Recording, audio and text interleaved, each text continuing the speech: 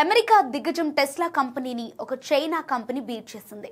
Tesla త్వరలో తమ సొంతంగా ఎగిరే కార్లను ప్రారంభించాలని యోచిస్తున్న సమయంలో ఈ చైనా కంపెనీ ఆ దిశగా ఇప్పటికే ముందంజలో ఉంది. ఈ వారం ఆ చైనా కంపెనీ ఎగిరే కార్ల ట్రయల్ ఉత్పత్తిని ప్రారంభించింది. ఈ కార్లను కొత్త తరం రవాణాగా ప్రచారం చేస్తున్నారు. ఇంతకీ టెస్లాను బీట్ చేసిన ఆ చైనా కంపెనీ ఏంటో తెలుసా? Chinese electric car company XPeng. ఈ కంపెనీ ఎగిరే కార్ల తయారీ విభాగం ఎక్స్పెంగ్ ఎయిరోహిడ్ సోమవారం ప్రపంచంలోని మొట్టమొదటి స్మార్ట్ ఫ్యాక్టరీలో ఎగిరే కార్ల ట్రయల్ ఉత్పత్తిని ప్రారంభించింది. ప్రారంభమైన ఉత్పత్తి ఎలా ఉందంటే, ఈ కంపెనీ కర్మాగారం దక్షిణ చైనాలోని గ్వాంగ్డాంగ్ ప్రావిన్స్ రాజధాని గ్వాంగ్జౌలో ఉంది.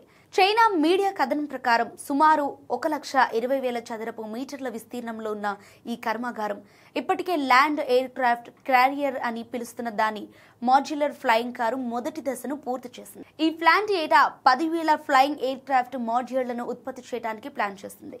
దీని ప్రారంభ సామర్థ్యం 5,000 యూనిట్లని సమాచారం.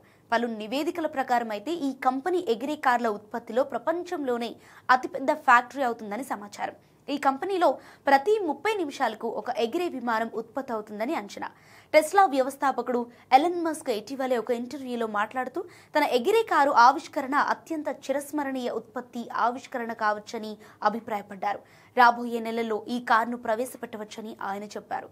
ఇది సరిగ్గా పనిచేస్తోందని మనం నిర్ధారించుకోవాలి. దీనికి అద్భుతమైన సాంకేతికత ఉంది అని మస్క్ అన్నారు. మరో అమెరికన్ కంపెనీ ఎలిఫ్ ఏరోనాటిక్స్ కూడా ఇటీవలే తన ఎగిరే కారును పరీక్షించింది. అతి త్వరలో ఈ కంపెనీ ఎగిరే కార్ల వాణిజ్య ఉత్పత్తి ప్రారంభిస్తుందని ప్రకటించింది.